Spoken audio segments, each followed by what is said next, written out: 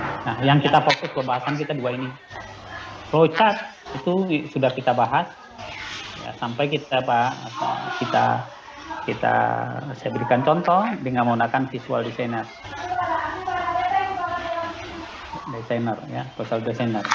Nah, sekarang kita lihat bagaimana dengan model graph. Ya. Yang ketiga nanti di sini ada lagi itu model analitik yang ini tidak kita bahas. Ya. Karena nanti ada di pembahasannya salah satunya di mata kuliah sistem kendali. Dibahas di sini. Ya. Jadi fokus saya pembahasannya di model fungsional itu ada model flowchart, model graph. Nah, sekarang kita lanjut apa itu model graph. Nah, ini kita bahas tentang apa yang disebut dengan model graph. Nah, model graph, ya, apa itu graph? Graph itu sebuah titik, ya, atau simpul, atau juga disebut dengan node, ya, node, atau juga disebut dengan vertex, ya, di mana graph itu dia sebuah kumpulan vertex, titik, simpul atau node, atau juga bisa digambarkan dalam bentuk lingkaran begini. Nanti lingkaran ini adalah berisi state, ini juga state atau keadaan, ya. State atau keadaan di mana antara state dihubungkan dengan relasi, ya, kalau misalnya terhubung seperti ini dia ada garisnya. Ini disebut dengan link, ya. Ini link, atau dalam sisi lain disebut dengan edge, atau sisi garis, ya. Link ini adalah state, ini menyatakan relasi antara satu kondisi dengan kondisi yang lain. Ini kondisi apa? Ini bisa kondisi plan atau kondisi output, ya. Ini link ini bisa berisi keadaan atau status dari input di sini. Nah, sekarang mari kita contohkan.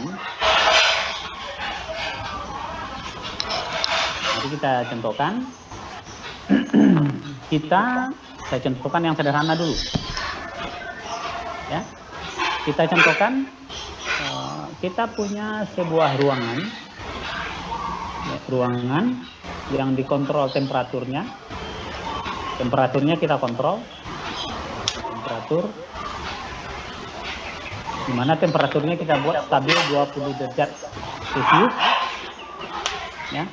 Nanti ada outputnya adalah fan. Kita misalkan fan, kipas angin.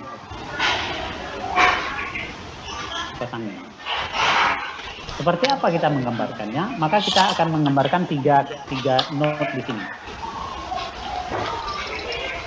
Ya, 3 node kita gambarkan. Yang pertama ini disebut dengan IS. Apa itu IS? Itu adalah initial state. Ya. Kemudian di sini ada kondisi kipas angin on, ada kondisi kipas angin off. Nah, kita tahu tadi ada sensor temperatur, ya, kita deteksi sensor temperatur. Jadi initial state ini keadaan awal. Ini keadaan awal sebelum atau ketika sistemnya kita nyalakan. Dari initial state ini bisa langsung on, ya, kapan? Ketika temperatur kecil atau sama dengan ketika temperatur besar dari 20 derajat Celcius, dia langsung on. Dia bisa off, artinya kipas angin akan off ketika temperatur T kecil dari 20 derajat Celcius. Itu logika proses, ya. Jadi graph ini juga menggambarkan logika proses yang terjadi. Kemudian dia akan off, dari on menuju off ketika T kecil dari 20 derajat Celcius. Atau sebaliknya, dari sini ke sini, dari off dia on lagi ketika T besar dari 20 derajat Celcius. Atau dia selalu on ketika T besar dari 20 derajat Celcius. Atau selalu off ketika T kecil dari 20 derajat Celcius. Kecil sama dengan, kalau ini kecil sama dengan. Sebenarnya ini kalau kecil ini kecil sama dengan. Kecil sama dengan. Kecil sama dengan. Ya. Ini menggambarkan kondisi, proses, tapi digambarkan dengan namanya graph. Graph itu seperti yang saya sampaikan tadi, dia akan berisi kondisi ya, kondisi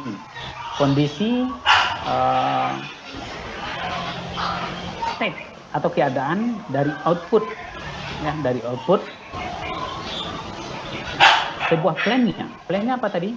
Kipas angin ini dia sifatnya adalah on atau off di sini ya. Ini off, ini on, ini kipas angin. Kapan? Dari kondisi awal saat saklar kita nyalakan, ternyata dia langsung on. Kenapa lampu on? Karena temperatur di ruang tersebut lebih dari 20 derajat. Oh, ternyata dia langsung off. Kenapa? Karena temperaturnya kurang dari atau sama dengan 20 derajat. Kipas angin, nah setelah dia berjalan, kipas angin dari on menuju off, kapan? Ketika T kecil atau sama dengan 20 derajat. Atau dari kondisi off menuju on, ya, ketika T besar dari 20 derajat. Atau selalu on ketika T besar dari 20 derajat. Atau selalu off kipas anginnya ketika T kecil sama dengan 20 derajat. Ya. Ini derajat kecil. Jadi inilah bentuk dari apa yang kita sebut dengan itu. Ya.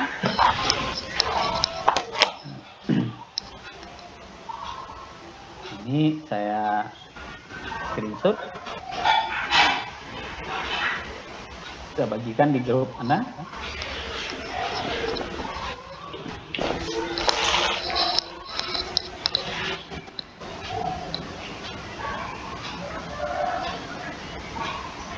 Kemudian saya akan lanjut lagi. Saya contohkan satu lagi.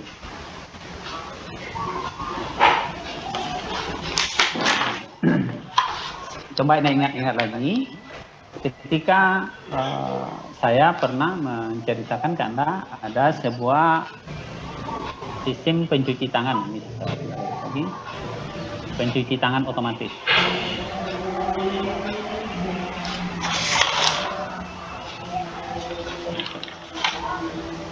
Pencuci dan pengering ya, pengering tangan otomatis.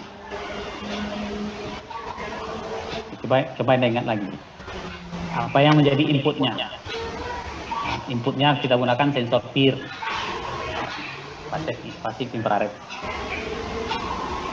Ya, kita anggap sensor PIR ini dia kerjanya on atau off aja. Ketika ada tangan dia on, ketika tidak ada tangan dia off. Kemudian output ada pompa sabun cair, dia kerjanya juga on atau off. Kemudian outputnya lagi adalah pompa pembilas, ya, dia bisa on atau off. Kemudian outputnya lagi adalah air dryer, ya, dryer, ya. Dryer atau pengiring aja lah kita buat ini, pompa pengiring, motor pengiring tangan atau hair dryer. Nah, dia sifatnya on juga atau off. Nah, sekarang kita lihat ada berapa step yang ada di sini. Yang pertama tentu harus ada tadi initial state. Kemudian ada pompa sabun PS, pompa sabun on. Ada pompa sabun off. Kemudian ada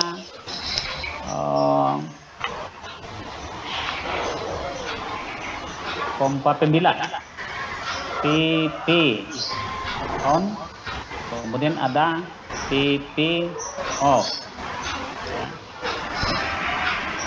Air dryer kita anggap aja HD, ya. Ada HD on, ada HD off. Apa yang mungkin?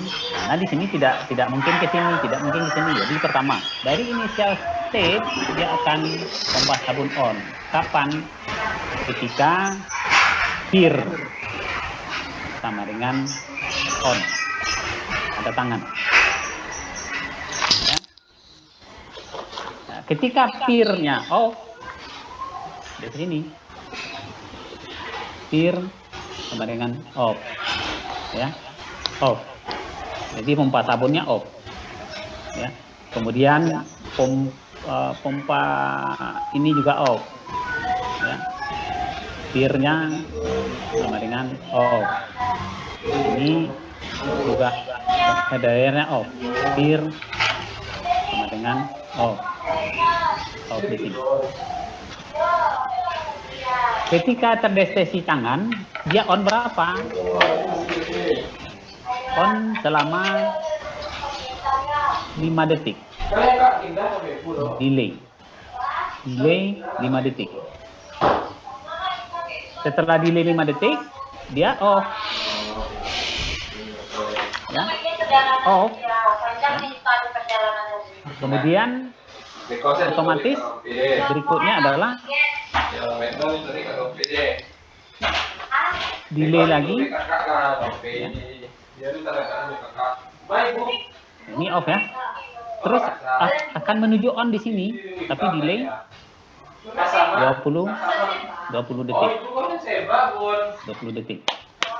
Kemudian dia akan aktif, pompa ini aktif, ya. Kita misalkan untuk membilas itu delaynya 10 detik. Ya, kemudian dia langsung on ke sini, ya, sorry, off, ya, ini off ke sini dan ini langsung on ke sini, ya. Ketika, sorry, salah, dia ke sini, ya. Ini kapan? Ketika setelah ini di delay 20 detik dia on, kemudian dia akan bekerja di sini, misalnya menginginkan itu delay, memanaskan atau mengeringkan itu 5 detik.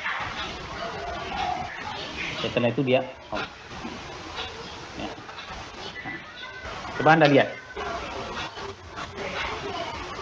cara penjelasan proses ini sama seperti dalam model fungsional.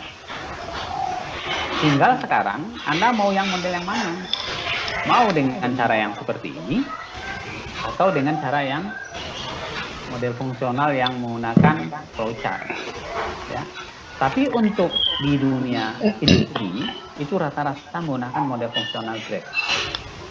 Jadi ketika kita mendesain, merancang, ini yang lebih dipahami karena ini lebih kepada bentuk secara hardware atau prinsip kerja secara perangkat kerasnya sebuah sistem, ya. Nah, ini saya screenshot lagi.